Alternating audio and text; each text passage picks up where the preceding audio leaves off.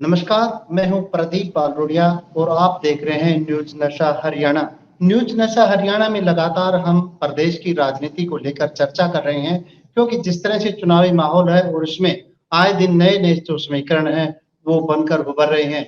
जिस तरह से कल बीजेपी की जो लिस्ट है, वो आउट होने की और उसको लेकर चर्चा की कि कौन-कौन उम्मीदवार हो सकते हैं, जिसमें हमारे साथ बहुत से जो वरिष्ठ पत्रकार हैं, वो मौजूद रहे। परंतु जिस तरह से जो कल शाम होते-होते जो बीजेपी की राजनीति है उसमें काफ़ी उलटफेर हुआ है और कई तरह के जो समीकरण हैं, वो बदले हैं और उसके बाद में जो लिस्ट है उसे रोक दिया गया। और क्या कारण रहे कि जो लिस्ट है उसे रोक दिया गया और किन सीटों के ऊपर जो विधायक हैं उनकी टिकटें कटने जा रही हैं और इसके पीछे किस तरह की जो राजनीति है वो चल रही है, इसको लेकर हम चर्चा करेंगे।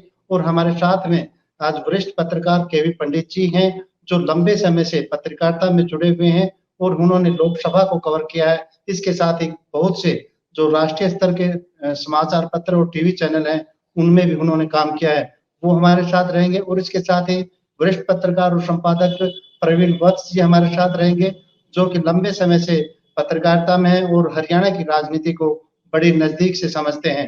दोनों मेहमानों का स्वागत है। सबसे पहले मैं प्रवीण वत्स जी के पास जाना चाहूँगा। जिस तरह से सर कल ये चर्चा थी कि बीजेपी की जो लिस्ट है लगभग फाइनल हो गई है। 55 जो उम्मीदवार हैं उन्हें एक तरह से उनको क्लीन चिट दे दी गई है और उनके नाम को कभी भी अनाउंस किया जा सकता है। परंतु शाम होते-होते इसके ऊपर रोक लगा दी गई। क्या लगता है आपको इसके पीछे क्या कारण रहे होंगे? प्रदीप जी देखिए, बिल्कुल ये सुनने में आ रहा था कि जो 55 कैंडिडेट हैं उनकी लिस्ट लगभग फाइनल हो चुकी है और उनमें ज्यादातर जो कैंडिडेट हैं वो पूर्व मंत्री और जो पूर्व सांसद हैं उनको टिकट दिया गया था बीजेपी की तरफ से, ऐसा सुनने में आ रहा है। लेकिन शाम होते-होते तक इस लिस्ट पर रोक लगा दी गई और जो प्रदेश अध्यक्ष हैं मोहन लाल बड़ोली, उनका स्टेटमेंट आया कि अभी लिस्ट में 1 से 2 दिन का समय लग सकता है। तो इसके पीछे कारण ये मान के देखा जा रहा है कि जो बीजेपी के अंदर जो एक लड़ाई चल रही है, वो अभी तक केंद्रीय नेतृत्व उसको संभाल नहीं पा रहा है।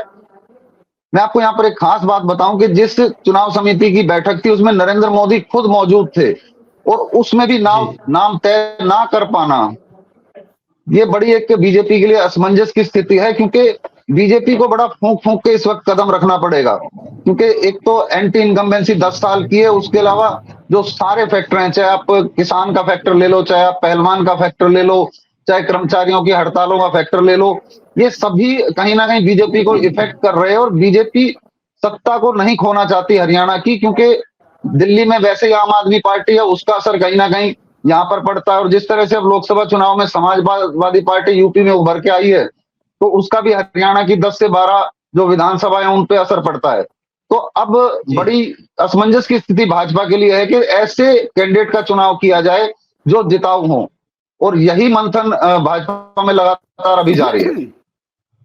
जी, बिल्कुल मैं पंडित जी के पास जाना चाहूँगा। पंडित जी, जिस तरह से एक ये भी चर्चा है कि आने वाले 1 सितंबर को जींद के अंदर अमित शाह की एक बड़ी रैली होने जा रही है और इसके पीछे एक कारण ये भी माना जा रहा है कि रैली से पहले टिकट अनाउंस करने से कहीं बगावत ना हो जाए और रैली के बाद में अनाउंस किया जाए। इस तरह की चर्चाएँ हैं।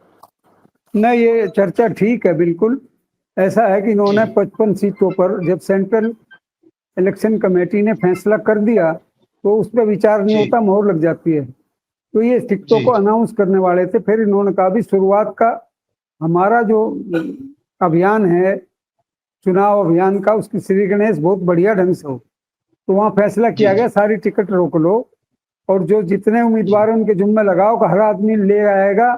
वहाँ पुलिस काउंट करेगी किसकी कितनी गाड़ी आई, कितने आदमी आए, और उसके आधार पर हम आगे टिकटों के बारे में फैसला करेंगे।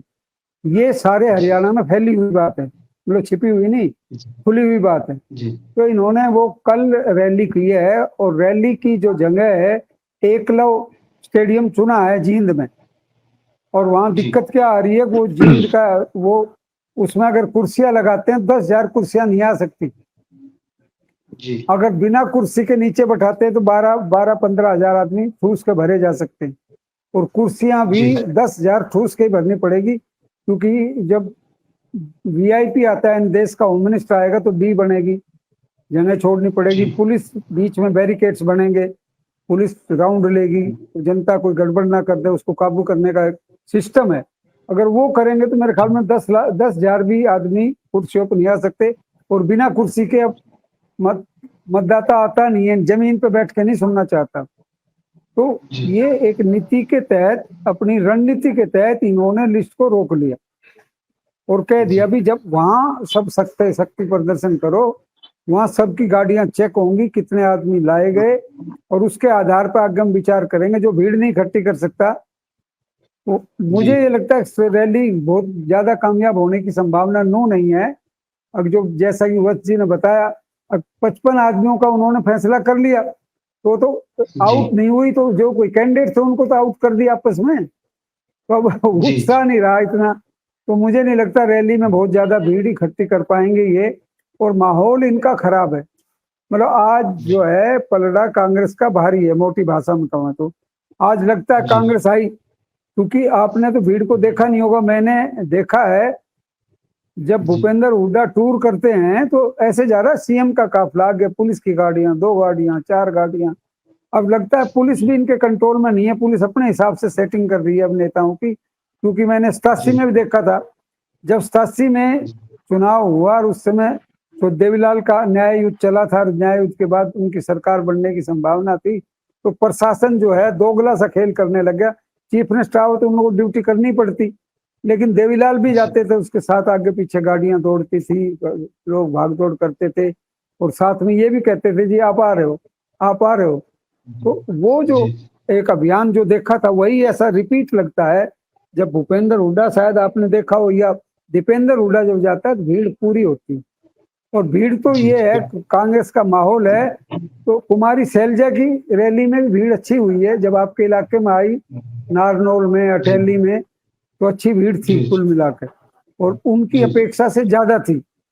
ऐसा लगता था अहिरवाल है उसमें उनकी जमेगी नहीं, लेकिन जमी। तो ये कांग्रेस का माहौल बोलता है। दूसरी चीज ये, बीजेपी डिफेंसिव है, और डिफेंसिव है इसलिए सब सोच सोच के काम करते हैं। अमित शाह की हो तो बड़ी भीड़ हो, ताकि दिखाया जाए देश का माहौल। और अमित शाह आरोप लगाओ, हमने ईडी लगा दी पीछे, इसको अरेस्ट कर लेंगे, अभियान चलने नहीं देंगे। ये मतलब जो छोटी राजनीति है, लगा देश की राजनीति करने वाले छोटी राजनीति करते नहीं है, लेकिन लगता है छोटे दिमाग के आदमी बड़ी जगह बैठा दिए, तो उनकी हरकतें यही आ रही हैं। ईडी है, इनकम टैक्स है, सीबीआई, इनका दुरुपयोग कर रहे हैं, तो अब वो डराने की कोशिश करते हैं।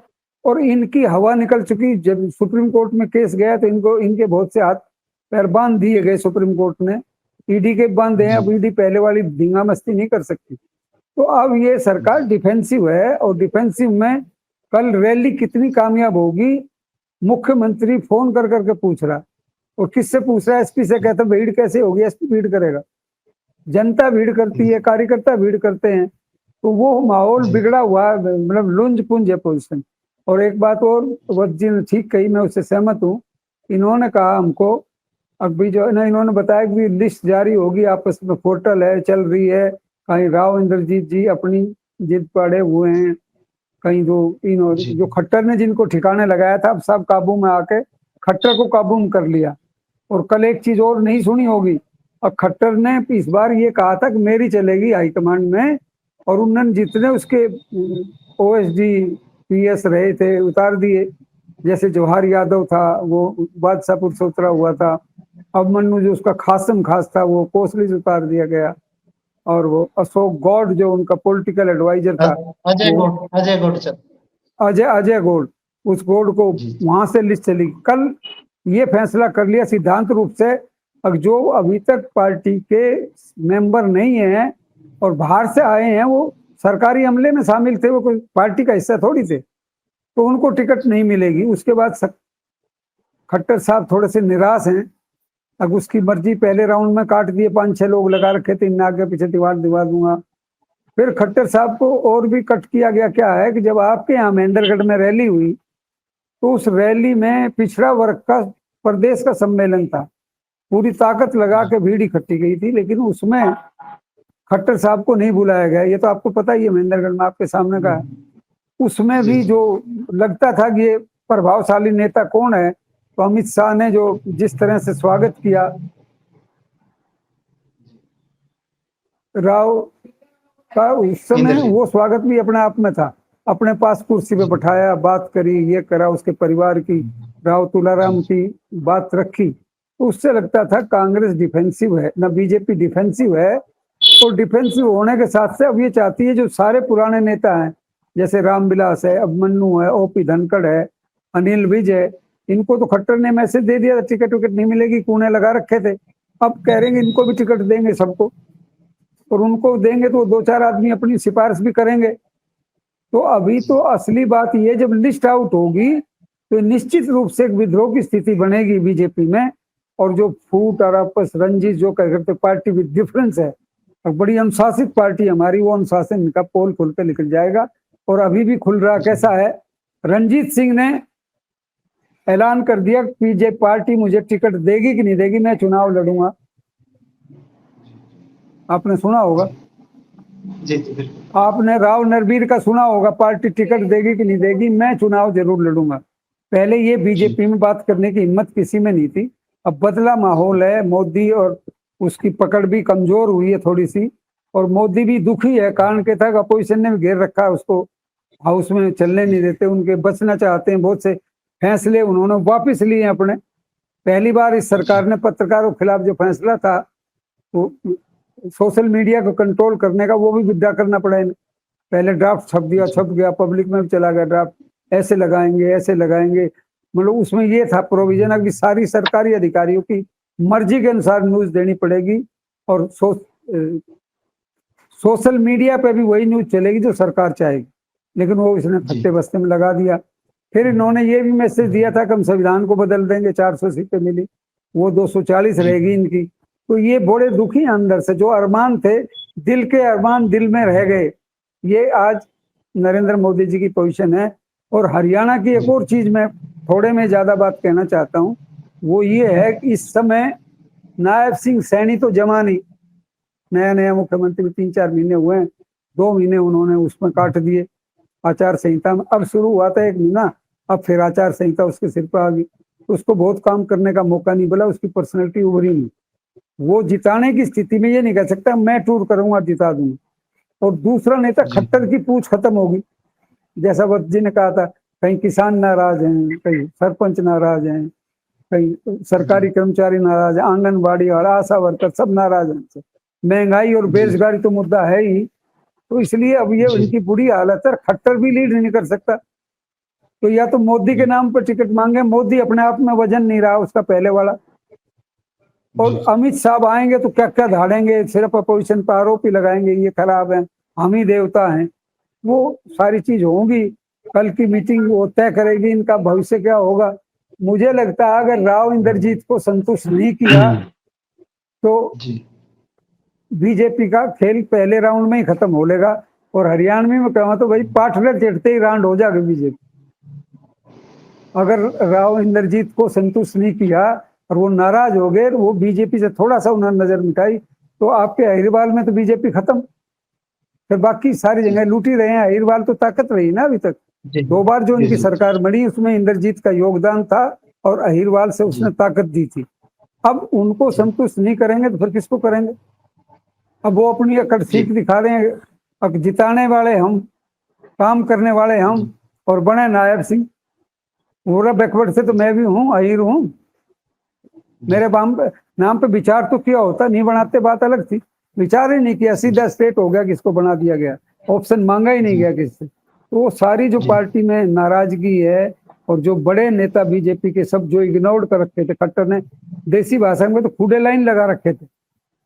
और चौधरी बंसीलाल जैसे कह करते भगवत दयाल को फ्यूज बल्ब कर दिए, इन्होंने फ्यूज बल्ब बना दिया था, फ्यूज बल्ब फिर ठीक होकर चसने लगे। अब बीजेपी की समस्या ये, उनको संतुष्ट करे तो जिन उनके बिहाफ पे जो आश्वासन दे रखे थे, उनके बदले विकल्प के तौर पे जो इन्होंने बनाए थे, वो अब उनकी पूछ नहीं रही।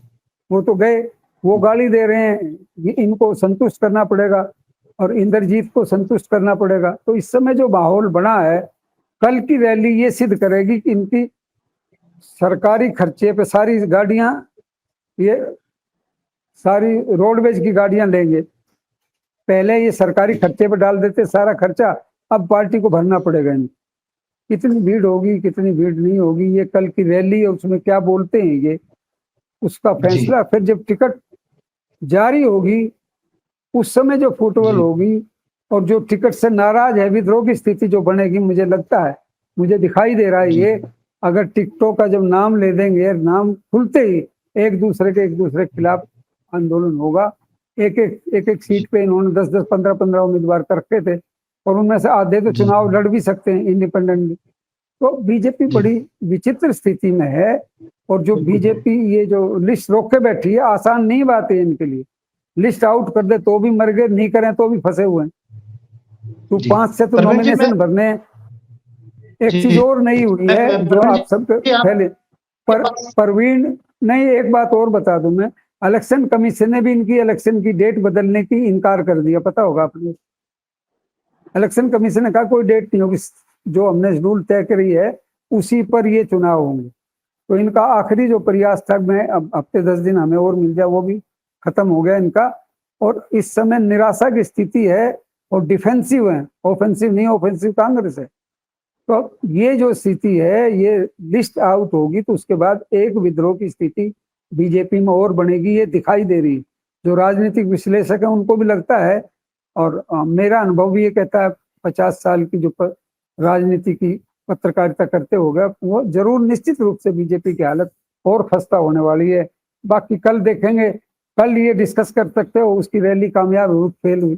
प्रवीण जी जिस तरह से चर्चा है कि जो सबसे बड़ा पेच है वो दक्षिणी हरियाणा की कुछ सीटों को लेकर फंसा हुआ है, क्योंकि ये माना जा रहा है कि वहां पर जो सीटिंग एमएलए हैं उनकी टिकटें काटी जा रही हैं और कुछ एक दिग्गज नेता हैं उनकी टिकट के ऊपर भी तलवार लटकी हुई है। इसी को लेकर ये पेच फंसा हुआ बताया जा रहा है। जी जी बिल्कुल, देखिए प्रदीप जी, मैं आपको दक्षिणी हरियाणा इस वक्त खास तौर पे, वैसे तो पूरा हरियाणा जैसा भी पंडित जी बता रहे थे कि सरदर्द बना हुआ है बीजेपी के लिए टिकटों के वितरण को लेके। लेकिन अगर दक्षिण हरियाणा की 24 सीटों की हम बात करें, फरीदाबाद और मेवात को मैं इसमें शामिल कर रहा हूं, तो यहाँ जी की जी अगर हम बात करें तो यहाँ पर बहुत बुरा पेच फंसा हुआ है। क्योंकि एक तरफ कुछ बड़े नेताओं के वरदस्त नेता हैं जो अपनी तैयारी पिछले 5 साल से करने में लगे हुए हैं, और जो जी सिटिंग विधायक हैं, क्योंकि वो ऐसा माना जाता था कि जो सिटिंग विधायक है उनके जो कामकाज का रिपोर्ट कार्ड है उसके आधार पर जो है टिकट का वितरण होगा। लेकिन यहाँ साफ तौर पर दिखाई दे रहा है कि कम से कम 7 से 8 जो सिटिंग विधायक हैं इस क्षेत्र के 24 में से, उनकी टिकट साफ तौर पर कटती नजर आ रही है। तो इस बात को लेकर कहीं ना कहीं एक बड़ा रोष है कार्यकर्ताओं में। और जो मैं एक आपको बात कह रहा था कि भाजपा जो है, ऐसा माना जाता था कि वो पार्टी है जो अपने पुराने कार्यकर्ताओं को टिकट देती है। मतलब एक कार्यकर्ता यहाँ पर मुख्यमंत्री बन सकता है, एक कार्यकर्ता यहाँ पर प्रधानमंत्री बन सकता है, इस नारे के साथ जो है भाजपा हमेशा फील्ड में जाते हैं भाजपा के कार्यकर्ता। तो इस नाते भी बहुत जी से लोगों ने तैयारी शुरू कर दी कि वो भाजपा के 40 साल से 45 साल से पुराने कार्यकर्ता है और उम्मीद है कि उनको टिकट मिले। तो ये कहीं ना कहीं एक बड़ा फैक्टर इस बार दिखाई दे रहा है। और जहां तक बीजेपी हाईकमान की हम बात करें, वो इस वक्त कहीं ना कहीं कमजोर दिखाई देता है, क्योंकि जिस तरह की आवाजें बीजेपी में इस बार आ रही हैं, पिछले 10 सालों में ऐसी आवाजें कभी देखने को नहीं मिली। क्योंकि जो हाईकमान ने जी फैसला कर दिया उसको जो बीजेपी के नेता हैं, जो जिला स्तर के नेता हैं या जो विधानसभा स्तर के नेता हैं, जो विधायक हैं, उन्होंने हमेशा आंख मूंद के तवज्जो दी है। लेकिन इस बार का जो माहौल जो देखने को मिल रहा है उसमें ये साफ दिखाई दे रहा है कि कहीं ना कहीं विद्रोह के सुर स्पष्ट तौर पर निकलते हुए दिखाई देते हैं। कुछ दिल्ली के जो सूत्र है वो बताते हैं कि जब मीटिंग होती है तो कार्यकर्ता वहां पर मौजूद होते हैं टिकट की दावेदारी के लिए, और साफ तौर पर कई ऐसे भी नेता हैं जो साफ तौर पर आंखें दिखाते हैं हाईकमान को कि अगर हमारी बात नहीं मानी गई तो हम दूसरे तरीके से काम करेंगे। तो बीजेपी को बड़ा डर सता रहा है कि इस जो अंदरूनी जो एक कलह है, जो हमेशा जो कांग्रेस के बारे में कहा जाता था कि अंदरूनी फूट है, लेकिन फिलहाल बीजेपी को अपनी इस अंदरूनी फूट को दूर करने की बहुत आवश्यकता दिखाई दे रही है। क्योंकि बीजेपी के साथ इस वक्त कई नेगेटिव फैक्टर जुड़ते दिखाई दे रहे हैं। जैसा कि हम पहले भी चर्चा कर चुके हैं कि किसानों का फैक्टर है, कर्मचारियों का फैक्टर है, पहलवानों का फैक्टर है।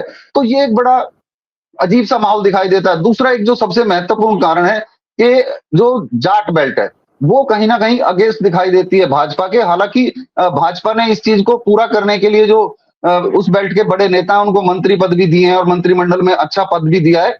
लेकिन कहीं ना कहीं वो कम्युनिटी संतुष्ट नहीं है, क्योंकि 10 साल से सीएम नहीं है उनका। तो ये एक बड़ी मुसीबत बीजेपी के लिए लग रही है। दूसरा, जो बीजेपी ने एक ओबीसी का जो दांव खेला है यहाँ पर, नायब सिंह सैनी को सीएम बना के, वो बहुत लेट हो गया, उसका भी असर कम दिखाई देता है। तो अब ये मान के चलें कि इस समय बीजेपी की स्थिति ये है कि ना निगला जा रहा है ना छोड़ा जा रहा है। जिसको छोड़ा, मैं गुड़गांव की अगर आपको बता दूं, बादशाहपुर की मैं आपको बता दूं कि यहाँ पर इस वक्त बीजेपी के लिए इतनी सरदर्दी है, मुझे लगता है कि यहाँ की टिकट शायद नॉमिनेशन के कुछ लास्ट के दिनों में ही डिक्लेयर होने की संभावना लगती है, क्योंकि यहाँ पर एक तरफ जो पार्टी से जुड़े हुए 40 साल के पुराने कार्यकर्ता हैं वो टिकट की मांग कर रहे हैं, दूसरा कुछ ऐसे नेता हैं जो पिछले 5 साल से इस तरह से तैयारी कर रहे हैं मानो उन्हीं को टिकट मिल गया हो। तो ये एक बड़ा नेगेटिव फैक्टर जा रहा है कि यदि जो नेता पिछले 5 साल से यहाँ तैयारी में जुटे हैं, अगर उनको टिकट नहीं मिलती है तो कहीं ना कहीं वो विद्रोह की स्थिति में भी आ सकते हैं। तो ये बीजेपी के लिए एक बड़ा खतरा हो सकता है, क्योंकि पब्लिक से जो जुड़ाव उन नेताओं का है वो काफी हद तक है। साथ ही जो पुराने कार्यकर्ता हैं वो भी जनता के बीच जाते हैं, और संगठन का आदमी होने के नाते बीजेपी की नीतियों का प्रचार प्रसार उन्होंने किया है, तो वो भी अपना हक जताने में नहीं चूक रहे हैं।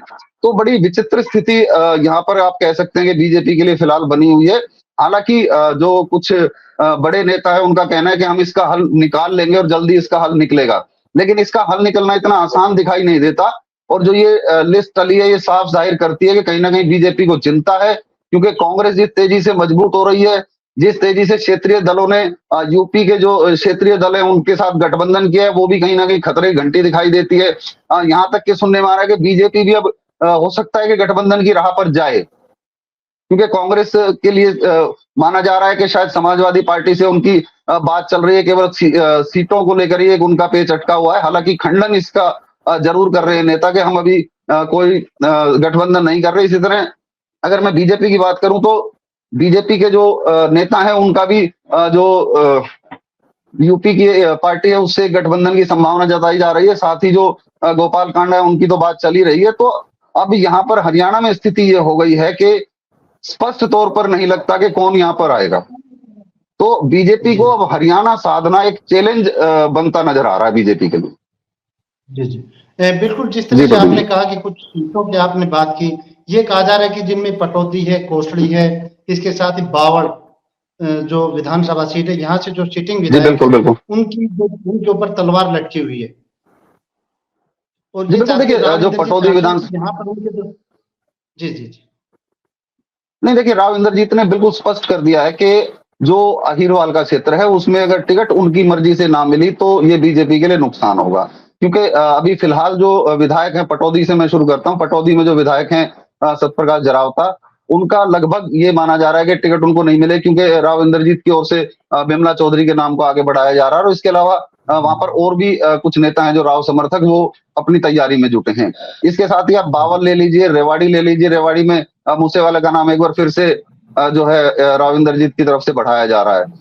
इसी तरह से आप अटेली ले लीजिए, अटेली में तो मूसेपुर का इसी तरह से जो अपना आरती राव जो है उनको भी टिकट की बात कही जा रही है। अटेली मंडी से वहां सीताराम का टिकट साफ तौर पर घटता दिखाई दे रहा है। तो अगर हम बात करें कि ये जो अहिरवाल का क्षेत्र है, यहाँ पर बीजेपी के लिए आप ये कहें कि एक मजबूरी समझे या एक जीत का रास्ता, कि राव साहब की बात उनको माननी पड़ेगी, क्योंकि राव साहब के समर्थक जो हैं पहले से ही खफा हैं। क्योंकि राव साहब को जो है कैबिनेट स्तर का मंत्री नहीं बनाया गया, उसको लेके अहिरवाल में कहीं ना कहीं लोग खफा हैं कि बहुत सीनियर लीडर हैं और उनको कैबिनेट मंत्री नहीं बनाया गया, दोबारा राज्य मंत्री का दर्जा दे दिया गया। तो इस चीज को लेकर भी काफी जो एक रोष है अहिरवाल की जनता में वो दिखाई देता है।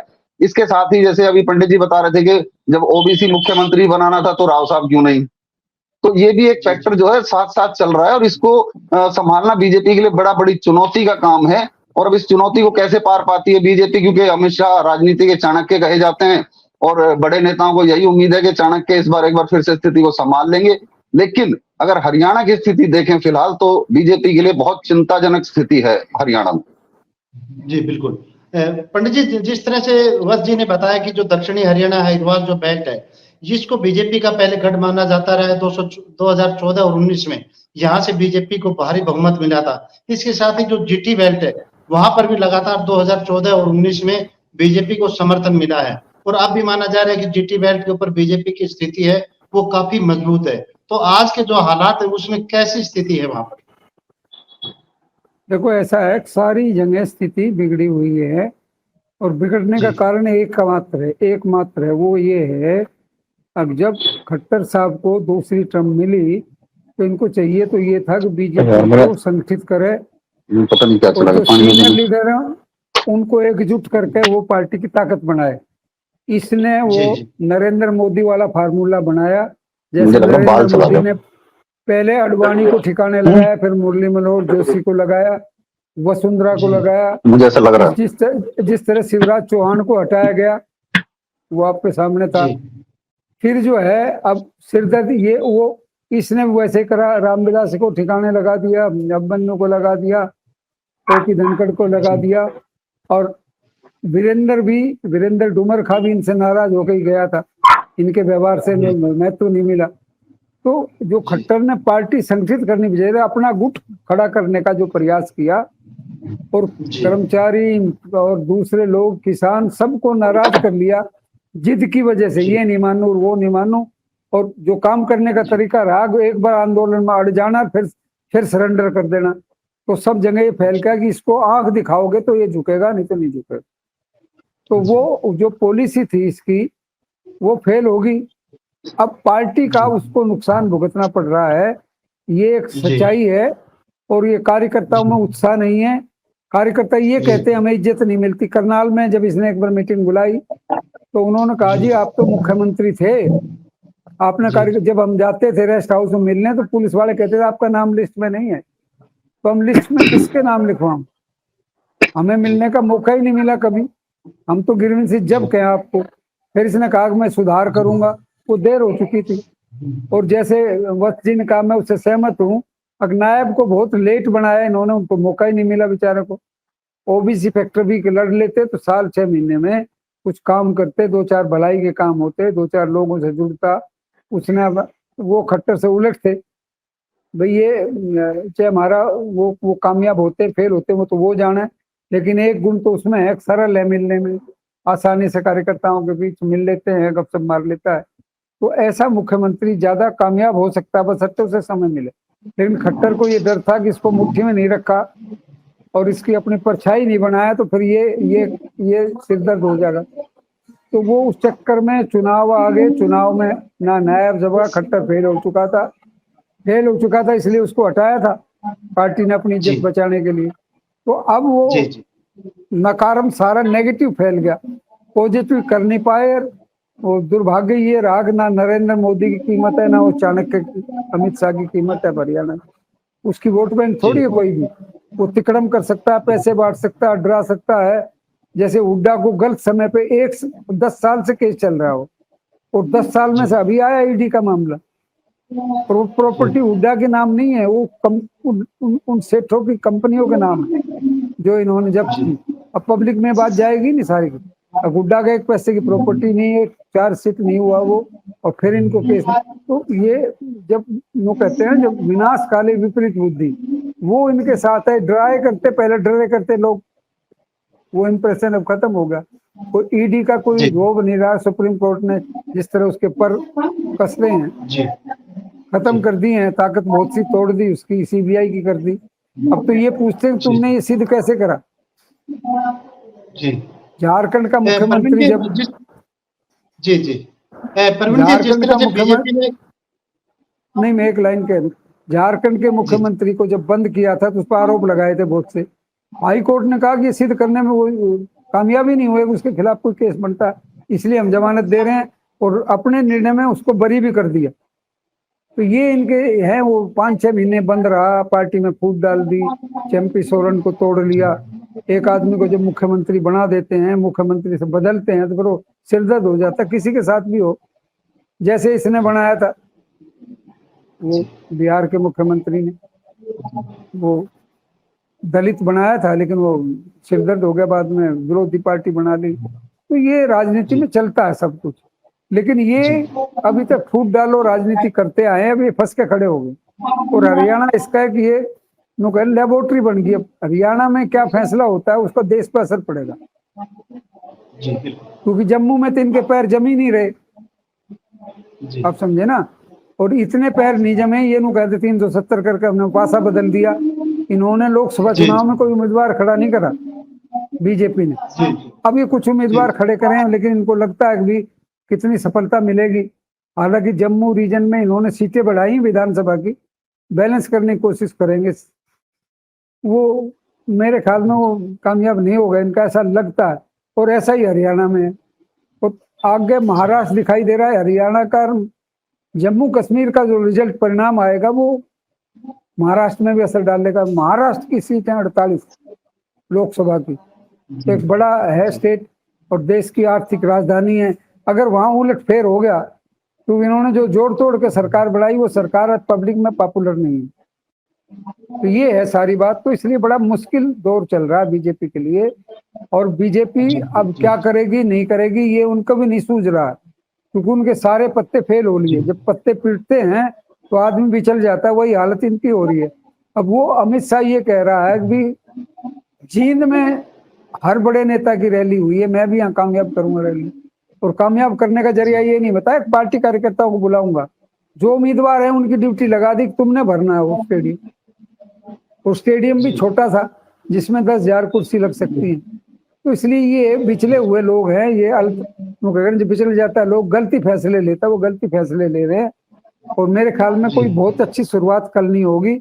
और मैं कल आपसे कहूंगा, कल की रैली फेल होती है तो भी एक चर्चा का विषय हो सकता है, और कल की रैली सफल भी होगी, उसमें क्या क्या कारण रहे वो भी रखे जा सकते हैं पब्लिक के बीच। तो कल ये चर्चा हो सकती है। लेकिन ये आज एक बात मैं सहमत हूँ वत्स जी से, माहौल बिगड़ा हुआ है पर्टिकुलर दक्षिणी हरियाणा में। अब राव इंद्रजीत को अगर संतुष्ट नहीं किया तो फिर तो रास्ता निकलेगा ही। अब वो मान रहा है कि नहीं मान रहा है, उसने क्या फैसला किया है, क्योंकि बड़ी फैमिली से, पॉलिटिकल फैमिली से, 50 साल से खुद भी राजनीति में, तो उसकी ताकत को इग्नोर नहीं किया जा सकता। अब उसने कई बार खट्टर, आपने सुना होगा पिछले दिनों जब इनकी गुड़गांव में मीटिंग हुई कार्यकारिणी की, वो चुनाव समिति की, तो उसमें ये कहा राव इंद्रजीत ने, मेरे कहने पे तो चपरासी का ट्रांसफर भी नहीं किया गया। ये बहुत बड़ी बात थी। जो एमपी हो, सेंटर में मंत्री हो, उसकी पूछ नहीं हो हरियाणा में। और जब उन्होंने देखा कि जब नगर निगम में 350 करोड़ का वो घोटाला पकड़ा गया, तो मैंने नगर निगम के अधिकारियों से पूछा, भाई क्या रहा तुम पे, तुम्हारी तो जेल होगी। बोला हमारी जेल नहीं हो सकती जी, हमने तो लिख के दे दिया था कि ये पार्टी बेकार है और इसको रद्द किया जाए। लेकिन चंडीगढ़ से दबाव, उस समय मुख्यमंत्री कौन था, श्रीमान खट्टर थे, ऊपर से दबाव आता है इनको पेमेंट करो, हमने कर दी। तो हम तो अपने कानून के कागज, ठीक है सीबीआई से इंक्वायरी करवा लो, कोर्ट के जज से इंक्वायरी करवा लो, जुडिशियल इंक्वायरी करवा लो, हमारा कोई दोष नहीं है, जो दोष पाएगा चंडीगढ़ का पाएगा। तो ऐसे में ये ईमानदार सरकार जो दावा करती थी, इन पे खुलेआम आरोप लग रहे हैं। और ये उसकी इंक्वायरी की बजाय इन कह रहे हैं कि ये कांग्रेस राज में भी ऐसा होता रहा। वही एक ट्रैक इन्होंने और ले लिया, वो कांग्रेस राज में भी ऐसा होता है। जिस तरह से बीजेपी ने बगावत के डर से 2-3 दिन के जो लिस्ट है उसे डिले कर दिया है, तो क्या लगता है कि जब लिस्ट आएगी तो उस समय बगावत होगी या डैमेज कंट्रोल कर पाएगी बीजेपी? देखिए प्रदीप जी, कुछ जगह की तो मैं कहता नहीं, लेकिन हाँ अधिकांश जगह इस बगावत के जो चांसेस हैं वो दिखाई दे रहे हैं। और खास तौर पे दक्षिण हरियाणा की अगर मैं बात करूं तो आपको भी पता होगा कि एक सम्मेलन पंच सरपंचों का हुआ था अटेली में। ऐसी कुछ सूचना हमें भी प्राप्त हुई थी। उसमें भी एक तरह से कुछ लोगों के बगावती सुर थे, और इसी तरह का हाल बादशाहपुर, गुड़गांवा और जो बावल क्षेत्र है उसमें देखने को मिल रहा है। और यही कमोबेश पटौदी में भी है। हालांकि पटौदी, बावल में राव साहब बहुत स्ट्रांग हैं, रेवाड़ी में बेशक इतने नहीं है, लेकिन जो गुड़गांवा, बादशाहपुर और ये जो बड़ी सीटें हैं, जो एक तरह से कहें कि हॉट सीट आप कह सकते हो, यहाँ पर साफ तौर पर बगावत होती दिखाई दे रही है। अब इसमें देखने वाली बात यह है कि कितना मैनेज बीजेपी कर पाएगी, कितना इस बगावत को भाजपा रोक पाएगी, ये तो समय ही बताएगा। लेकिन जो अभी तक लोगों की सुगबुगाहट है, जो जनता के बीच बात है, जो नेताओं के जो कार्यकर्ता हैं, जो उनसे जो फीडबैक है, उसमें तो साफ तौर पर दिखाई देता है कि कहीं ना कहीं कुछ लोगों के बगावती सुर हो सकते हैं। और उसका सीधा नुकसान जो है, जो भी भाजपा प्रत्याशी खड़ा करेगी उसको होता दिखाई दे रहा है। और कांग्रेस सिर्फ इसी बात की वेट कर रही है कि बीजेपी अपने कैंडिडेट डिक्लेयर करे। कांग्रेस ही नहीं, मैं कहूंगा दोनों क्षेत्रीय दल जो कि अभी गठबंधन करके अपने आप को मजबूत करने की कोशिश कर रहे हैं, जेजेपी और इंडियन नेशनल लोकदल, वो भी सिर्फ इस इंतजार में है कि भाजपा अपना कैंडिडेट डिक्लेयर करे और उसके बाद जो है जो अन्य लोग बचते हैं जो तैयारी कर चुके हैं पूरी, उनको किस तरह से लपका जाएगा और अपने पासे में लाकर अपने वजूद को पुनः स्थापित किया जाए। क्योंकि आपने देखा होगा कि बीजेपी के कार्यकाल में लगभग जो रीजनल पार्टी हैं उनका इतना अहम रोल नहीं रहा है, क्योंकि जेजेपी को जिस तरह से अलग किया था उसके बाद साफ तौर पर दिखा था कि जेजेपी किस तरह बिखरती चली गई थी। उसके विधायकों ने इस्तीफे भी दे दिए थे, पार्टी छोड़ छोड़ के चले गए थे। तो अब दोबारा से रीजनल पार्टियां गठबंधन करके एक बार अपनी शक्ति को रिस्टोर मैं कहूंगा कि करना चाह रही है। अब बीजेपी कितना कंट्रोल कर पाती है ये तो समय बताएगा, क्योंकि बीजेपी के चाणक्य लगातार इसी मंथन में जुटे हैं कि किस तरह से हरियाणा में जो पुरानी बीजेपी थी कि अगर कार्यकर्ता को बीजेपी के आला कमान ने कह दिया कि सिर्फ आपको इलेक्शन लड़ना है, बाकी आपके साथ हैं, वो स्थिति अब दिखाई नहीं दे रही। और कब दिखाई देगी, हो सकता है 2 दिन में ये मैनेज कर लिया जाए, लेकिन ऐसा होना संभव दिखाई नहीं देता। तो अभी तो वेट करते हैं 2 दिन का और के देखते हैं कि क्या हलचल होती है। लेकिन हाँ, फिलहाल की अगर बात करें तो बड़ी राजनीतिक अखाड़ा मैं कहूँ कि रण चल रहा है इस वक्त बीजेपी का आपस में, ये कह सकते हैं।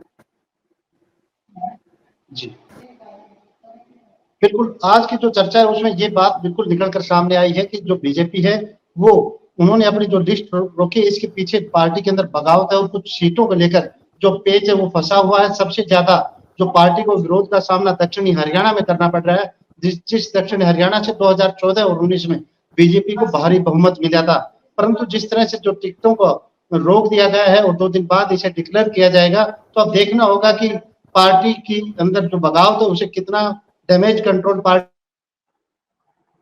कर पाती है। और हमारे साथ जुड़े हुए मेहमानों का बहुत बहुत धन्यवाद, और आगे भी इसी तरह के मुद्दों को लेकर हम फिर हाजिर रहेंगे। तब तक के लिए नमस्कार। और आप हमसे जुड़े रहने के लिए सब्सक्राइब करें YouTube पर, फॉलो करें Twitter पर और लाइक करें Facebook पर। और ज्यादा जानकारी के लिए आपको टाइप करना होगा सिर्फ न्यूज नशा।